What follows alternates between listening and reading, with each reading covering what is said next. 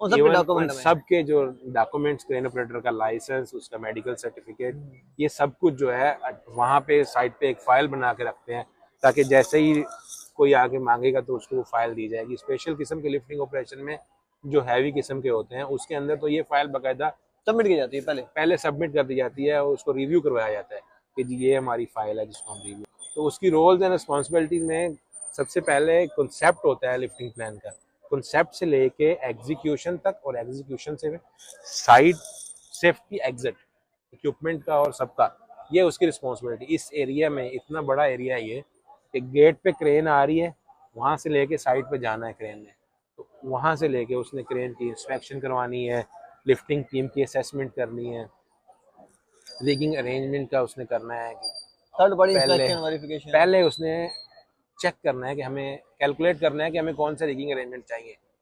ठीक है, कैलकुलेशन के बाद उसने ये सारा प्लान के अंदर लेके आना है, कॉन्सेप्ट बनाएगा तो उसमें लिफ्टिंग प्लान रेडी होगा। लिफ्टिंग प्लान में कैलकुलेशन है, लोड की डिटेल्स चेक करेगा, कैलकुलेशन करनी, उसके बाद लिफ्टिंग टीम के असेसमेंट करनी, ये हो गया। लिफ्टिंग एसेसरीज की इंस्पेक्शन करके उसको इंश्योर करना है कि एज पर लिफ्टिंग प्लान है, वो सारा कुछ हो गया। फिर साइड पे उसने क्रेन की इंस्पेक्शन इंश्योर करनी है कि क्रेन जो आई है वो एज पर रिक्वायरमेंट है, suitable to the lifting operation है। उसके बाद जब लिफ्टिंग प्लान अप्रूव होके आ गया तो साइट के ऊपर उसने जाके role and responsibility distribute assign करनी है, रोल्स एंड रिस्पॉन्सिबिलिटीज असाइन करनी है। वो उसने टीबीटी के अंदर करनी है, टीबीटी कंडक्ट करेगा, उसके अंदर वो रोल्स एंड रिस्पॉन्सिबिलिटीज असाइन करेगा कि जी आप सुपरवाइजर हैं, आपने ये एरिया कमेंट करके आपने लिफ्टिंग ऑपरेशन को कमेंट्स करवाना है। कमेंस करवाना है। तो उसके अंदर ये बंदा आपका बैंक्समैन होगा, ये दो आदमी जो हैं आपके रीगर लेवल 3 हैं, तो अथॉरिटी ये डिस्ट्रीब्यूशन वो सब। सबको उनके रोल्स डिफाइन करके बता देगा और इंश्योर करेगा कि सबको उनकी रिस्पॉन्सिबिलिटीज पता लग गई हैं, ये उसका काम है।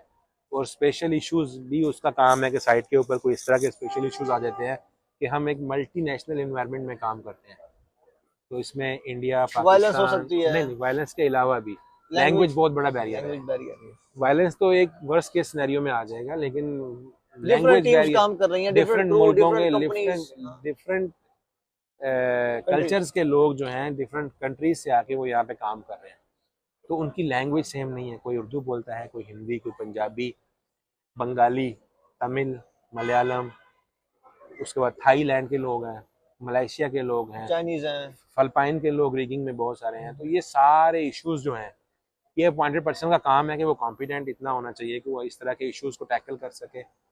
इस तरह के इश्यूज को टैकल करके अगर उसके पास लैंग्वेज बैरियर नहीं है, अब खुद नहीं बोल सकता, तो किस तरीके से ट्रांसलेशन अरेंज करके यस सर।